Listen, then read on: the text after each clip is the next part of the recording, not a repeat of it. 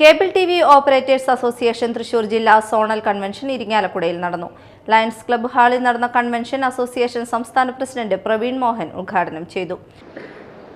Indian കമ്പനിയായ ഐഡിയയിൽ ചേർന്നിട്ടുള്ള BI എന്ന് പറയുന്ന വോഡാഫോൺ ഐഡിയ എന്ന് പറയുന്ന കമ്പനി, മറ്റൊന്ന് എയർടെൽ, ഭാരതി എയർടെൽ, മറ്റൊന്ന് BSNL.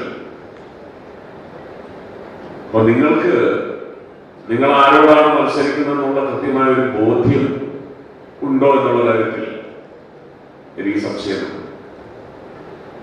നിങ്ങളാണ് നിങ്ങളുടെ മുമ്പിൽ കാണുന്നത് പ്രത്യക്ഷത്തിൽ നിങ്ങളുടെ നെറ്റ്വർക്കിൽ മറ്റേതെങ്കിലും MSOയുടെ സിഗ്നലുമായി വന്നിട്ടുള്ള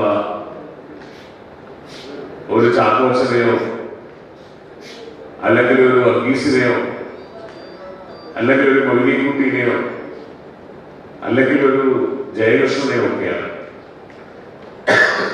യഥാർത്ഥത്തിൽ മത്സരം നിങ്ങളും അവർ തമ്മിലല്ല. മത്സരം കേരള വിഷനും റിലയൻസും തമ്മിലാണ്.